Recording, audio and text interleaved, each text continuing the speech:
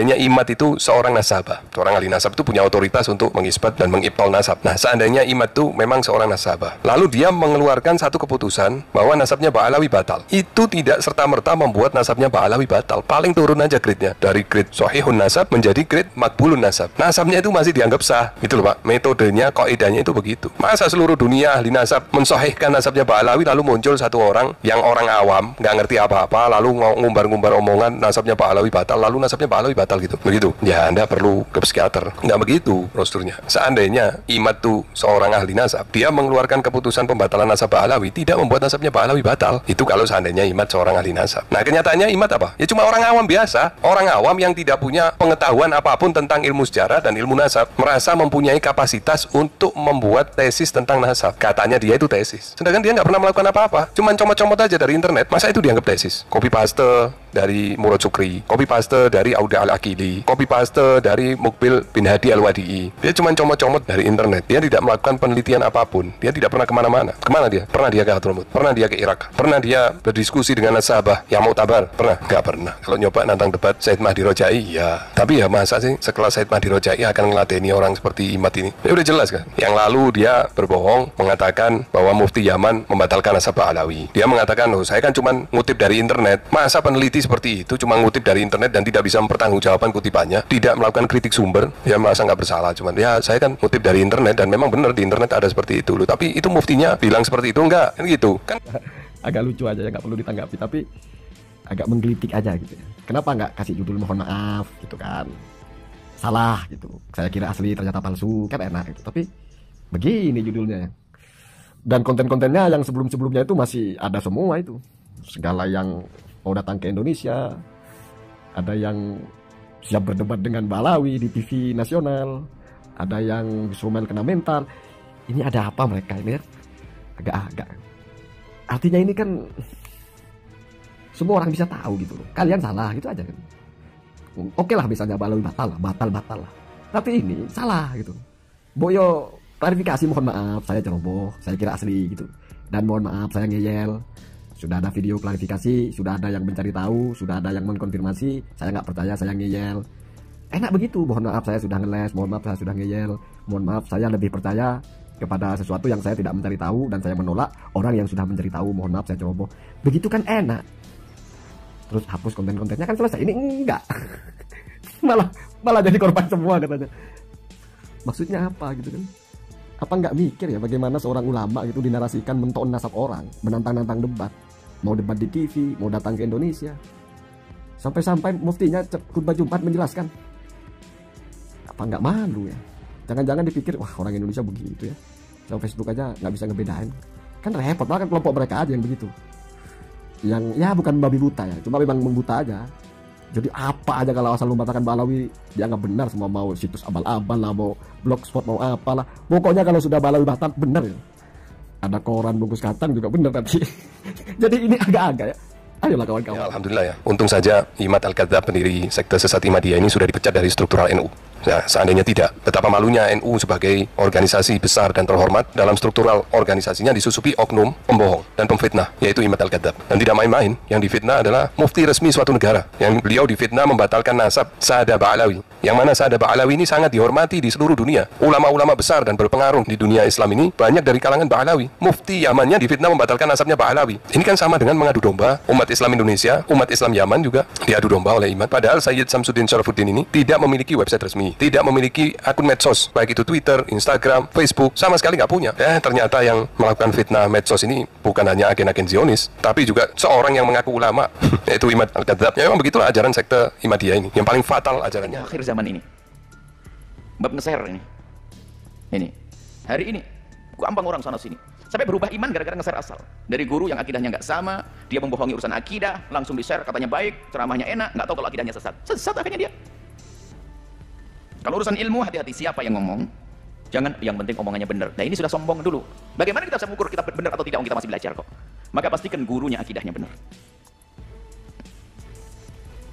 Jangan masukkan ke grup Anda yang punya grup WhatsApp pemikiran ulama-ulama yang Anda belum tahu betul tentang akidahnya dia. Kalau belum tahu, anggap tidak ada. Kalau sudah tahu, dia nggak benar, jauhi. Kalau tahu benar, itu yang perlu diambil. Itu. Jangan berhujah, saya kan sudah tahu ini manfaat. Anda kirim ke dia.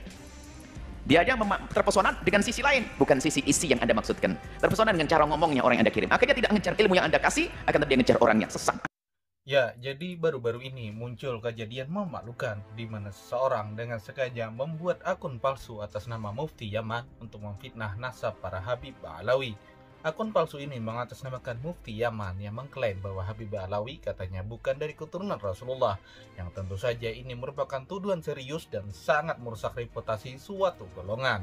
Dan alhamdulillah akhirnya Mufti Yaman yang dicatut namanya tersebut muncul dan buka suara di muka publik. Beliau dengan tegas bersuara di atas mimbar kalau beliau tidak pernah membuat pernyataan seperti itu tentang nasab Habib Ba'alawi.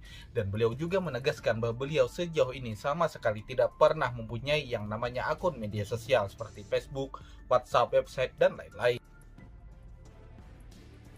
Ana indakum mathalan yakdibuna alayya wa ajiduha fursatan للتبرؤ والإفصاح أنه ليس لي صفحة في الفيسبوك ولا في الواتساب ولا في التليجرام ولا في غيرها من مواقع الإنترنت على جهة الإطلاق، ويكذبون علي أن لي صفحة في الفيسبوك. وهذا الكاذب المفتري المجرم الظالم يحرش بين الناس، وقد قال النبي صلى الله عليه وآله وسلم لا يدخل الجنة مشاحن بين الناس. يقول إنني أشكك في الأسرة الفلانية والأسرة الهاشمية والأسرة الحضرمية والأسرة المعبارية وإلى آخره. وقد سمعت ونما إلي أنه قد حدثت بعض الفتن من أجل هذا الكلام. بالنسبة لي قد وطنت نفسي على الشهادة في سبيل الله، فضلا عن أن يساء إلي أو أن أجرح بكلمة أو أن أشتم أو أن أسب، ولكن من أجل الناس ومن أجلكم جميعا لا تصدقوا هذه الافتراءات ولا هذه الأكاذيب. علماؤنا والأسر الكريمة سواء كانت هاشمية أو غير هاشمية لا يجوز أن يعترض عليها بسوء ولا أن يتحدث فيها بشيء. وقد ورد في الحديث عنه صلى الله عليه وآله وسلم أنه قال: 2 بالناس هما بهما كفر، 2 في الناس هما بهم كفر أو هما بهم كفر: الطعن في الأنساب والنياحة على الموتى، أو كما ورد عنه صلى الله عليه وآله وسلم. الطعن في الأنساب، من الذي يطعن في الأنساب؟ من الذي يقول أنت يا فلان لست ابن فلان؟ من أين له العلم بذلك؟ وكيف يفتري على الناس بذلك؟ وهذا ما يزعمون أني قلته، وأنا أبرأ إلى الله سبحانه وتعالى من هذا الكلام، وأبرأ إلى الله من هذه الصفحة المأجورة التي يريدون من خلالها إسكاتنا، سواء في رابطة علماء اليمن أو في دار الإفتاء، إسكاتنا وثنينا عن موقفنا تجاه العدوان السعودي الإماراتي الأمريكي الإسرائيلي على بلادنا، أو العدوان البريطاني الأمريكي الفرنسي الإسرائيلي على إخواننا في غزة.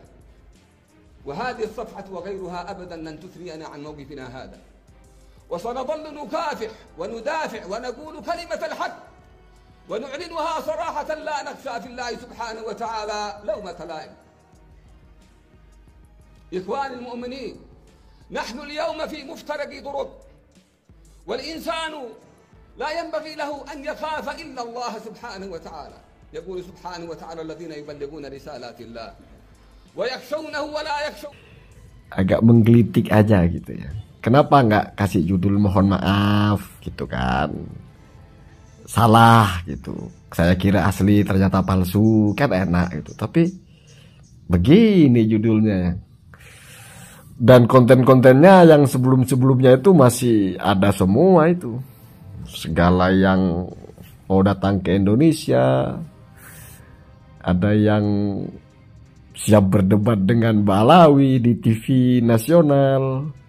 Ada yang Somel kena mental. Ini ada apa mereka ini ya? Agak-agak. Artinya ini kan semua orang bisa tahu gitu loh. Kalian salah gitu aja kan. Oke lah misalnya Ba'alawi batal lah. Tapi ini salah gitu. Boyo klarifikasi, mohon maaf saya ceroboh, saya kira asli gitu. Dan mohon maaf saya ngeyel. Sudah ada video klarifikasi, sudah ada yang mencari tahu, sudah ada yang mengkonfirmasi. Saya nggak percaya, saya ngeyel. Enak begitu, mohon maaf saya sudah ngeles, mohon maaf saya sudah ngeyel, Mohon maaf, saya lebih percaya kepada sesuatu yang saya tidak mencari tahu, dan saya menolak orang yang sudah mencari tahu. Mohon maaf saya ceroboh. Begitu kan enak. Terus hapus konten-kontennya kan selesai. Ini enggak. malah jadi korban semua katanya. Maksudnya apa gitu kan? Apa nggak mikir ya bagaimana seorang ulama gitu dinarasikan mentok nasab orang, menantang-nantang debat, mau debat di TV, mau datang ke Indonesia, sampai-sampai muftinya khutbah Jumat menjelaskan. Apa nggak malu ya? Jangan-jangan dipikir wah orang Indonesia begitu ya, sama Facebook aja nggak bisa ngebedain, kan repot banget. Kelompok mereka aja yang begitu, yang ya bukan babi buta ya, cuma memang membuta aja. Jadi apa aja kalau asal membatalkan Ba'alawi dianggap benar semua. Mau situs abal-abal lah, mau blogspot, mau apalah, pokoknya kalau sudah Ba'alawi batal benar ya. Ada koran bungkus kacang juga benar nanti. Jadi ini agak-agak ya, ayolah kawan-kawan ya, jangan terlalu ada malunya sedikit aja gitu. Ini kan aduh, misal saya pun di kelompok ini saya juga malu kalau begini, nggak ada tanggung jawab sama sekali, malah masih berusaha ngeles kayaknya ini, jadi korban semua. Maksudnya apa jadi korban semua? Udah nyata-nyata seperti itu kok malah mau remes mungkin ya, mau sama-sama jadi korban gitu. Saya cuma penasaran dari Kiai Madudin aja belum. Kayak apa nanti kira-kira pembelaan? Apa pura-pura nggak tahu, pura-pura nggak lihat gitu? Ya alhamdulillah ya. Untung saja Imad Al-Kadzab, pendiri sekte sesat Imadiyah ini sudah dipecat dari struktural NU.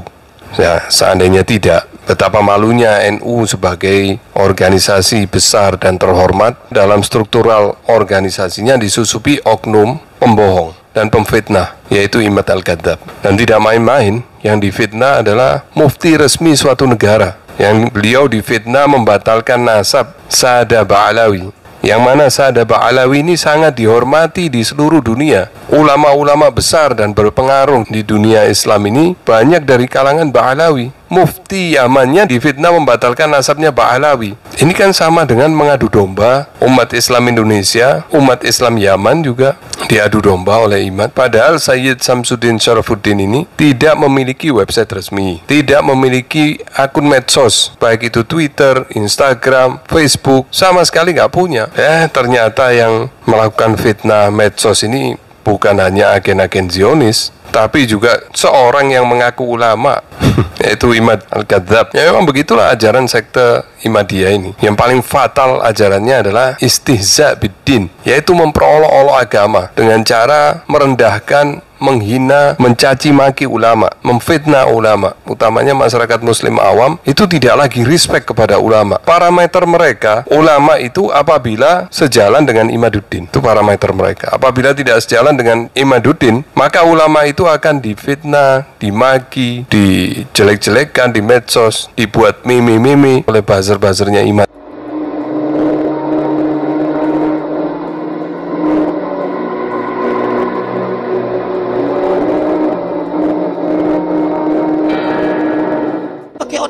Ini ada kiai masih bela-bela Ba'alawi palsu jahanam. Diajak diskusi pakai data, bawa ulama Nusantara. Aduh Kiai Imad sama Syekh Hasyim Asy'ari, mana lebih hebat Kiai Imad sama Syekh Hasyim Asy'ari? Ketika saya bilang hebat Kiai Imad, marah. Woi, penghinaan itu. Ini kan disuruh milih, Pan. Ini kan bingung kita. Kok sekonyong-konyong ahli sunnah yang kemudian mengakui dasar Ba'alawi tidak punya referensi, itu masih pusing gak ya? Pusing. Kata As-Sakhawi lah, As-Sakhawi baca kemarin sore, iya kan? Aneh pingin ketemu sama As-Sakhawi, bisa nggak bangkitin dia dari kubur? Karena cuma nanya doang. Wi, itu ente bilang mujma'un alid, yang ijma' mana, Li? Itu As-Sakhawi, wi, gitu loh. Dasarnya mana? Gitu loh. Coba. Apa kata As-Sakhawi kemarin waktu ketemu sama kita? Kata As-Sakhawi, gua mah cuman anu doang, mancing suasana, katanya gitu. Kan katanya sekte Ihmadiyah ini hanya mengakui ulama-ulama Nusantara. Nah ini ulama-ulama Nusantara semuanya dicaci maki. Nah gimana itu? Mengatasnamakan Wali Songo. Masa Wali Songo ajarannya seperti ini? Cobalah dinalar. Apa benar Wali Songo ini mengajarkan seperti yang Imad ajarkan ini? Ini paling hebat itu penemuan dari Imaduddin Banten ini. Habib ini saudara-saudara harus didobrak dan semua harus mengaku bahwa Habib itu adalah penipu. Saya tegar berdiri untuk mempersatukan kaum murtadin ini agar segera berjuang dan segera menahan mereka tidak tetap mengikuti ajaran Arab, karena ajaran Arab itu adalah ajaran kolonialis Arab, kolonialis agamawi, ya, penjajahan baru, karena mental manusia tertipu untuk mengikuti keyakinan yang tidak berdasar seperti itu. Bagi anda yang mendukung Imad, yang memiliki pengetahuan agama, masa kalian tidak bisa menakar? Cobalah sekali-sekali merenung. Benar, ajaran yang benar itu seperti yang diajarkan oleh Imad. Apakah ajaran yang benar itu disampaikan dengan caci maki, dengan memfitnah, dengan berbohong? Ya, masa seperti itu? Harusnya anda lebih bisa menakar daripada orang-orang awam. Masa nggak malu anda kumpul sama komplotan seperti ini? Dan anda tahu Imad ini nggak punya kredensi apa-apa. Anda pun tahu dia juga bukan ahli nasab. Anda pun tahu dia tidak pernah melakukan kajian. Anda pun mengerti bahwa dia tidak memiliki otoritas untuk membatal-batalkan nasab. Apakah dengan Imad mengatakan nasabnya Ba'alawi batal, lalu nasabnya Ba'alawi batal? Gitu. Ya, kalau Anda mengira seperti itu prosedurnya, ya Anda berarti sangat tidak tahu apa-apa. Nih saya kasih contoh ya. Seandainya Imad itu seorang nasabah, seorang ahli nasab itu punya otoritas untuk mengisbat dan mengibtol nasab. Nah, seandainya Imad itu memang seorang nasabah, lalu dia mengeluarkan satu keputusan bahwa nasabnya Ba'alawi batal, itu tidak serta-merta membuat nasabnya Ba'alawi batal. Paling turun aja grade-nya dari grade Sahihun Nasab menjadi grade Makbulun Nasab. Nasabnya itu masih dianggap sah. Itu loh Pak, metodenya, kaidahnya itu begitu. Masa seluruh dunia ahli nasab mensahihkan nasabnya Ba'alawi, lalu muncul satu orang yang orang awam nggak ngerti apa-apa, lalu ngumbar-ngumbar omongan nasabnya Ba'alawi batal, lalu nasabnya Ba'alawi batal gitu. Begitu. Ya Anda perlu ke psikiater. Nggak begitu prosedurnya. Seandainya Imad tuh seorang ahli nasab, dia mengeluarkan keputusan pembatalan nasab Ba'alawi, tidak membuat nasabnya Ba'alawi batal. Itu kalau seandainya Imad seorang ahli nasab. Nah kenyataannya Imad apa? Ya cuma orang awam biasa, orang awam yang tidak punya pengetahuan apapun tentang ilmu sejarah dan ilmu nasab, merasa mempunyai kapasitas untuk membuat tesis tentang nasab. Katanya dia itu tesis, sedangkan dia nggak pernah melakukan apa-apa, cuman comot-comot aja dari internet. Masa itu dianggap tesis? Copy paste dari Murad Sukri, copy paste dari Auda Al-Akili, copy paste dari Mukbil bin Hadi Al-Wadi'i. Dia cuma comot-comot dari internet. Dia tidak melakukan penelitian apapun. Dia tidak pernah kemana-mana. Kemana dia? Pernah dia ke Hadramut, pernah dia ke Irak, pernah dia berdiskusi dengan nasabah yang Mu'tabar, pernah? Nggak pernah. Kalau nyoba nantang debat Said Mahdi Rojai, ya. Tapi ya masa sih sekelas Said Mahdi Rojai akan ngeladeni orang seperti Imad ini? Ya udah jelas kan. Yang lalu dia berbohong mengatakan bahwa Mufti Yaman membatalkan nasab Ba'alawi. Dia mengatakan, loh saya kan cuma ngutip dari internet. Masa peneliti seperti itu cuma ngutip dari internet dan tidak bisa mempertanggungjawabkan kutipannya, tidak melakukan kritik sumber?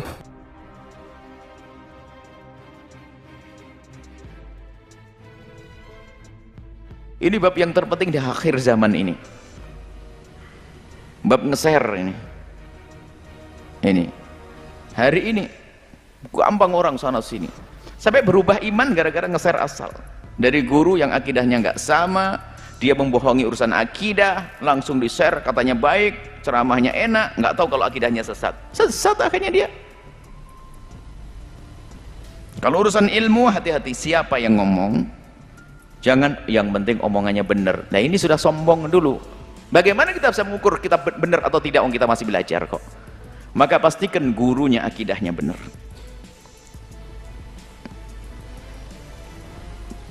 Jangan masukkan ke grup Anda yang punya grup WhatsApp pemikiran ulama-ulama yang Anda belum tahu betul tentang akidahnya dia.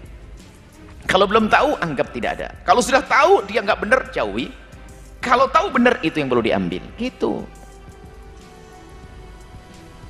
Jangan berhujah, saya kan sudah tahu ini manfaat, Anda kirim ke dia. Dia aja terpesona dengan sisi lain, bukan sisi isi yang Anda maksudkan. Terpesona dengan cara ngomongnya orang yang Anda kirim. Akhirnya tidak mengejar ilmu yang Anda kasih, akan tapi dia ngejar orangnya. Sesat, Anda menyesatkan orang. Hati-hati. Makanya ada sebagian orang, ini kan penting kalimatnya benar. Jangan merusak orang.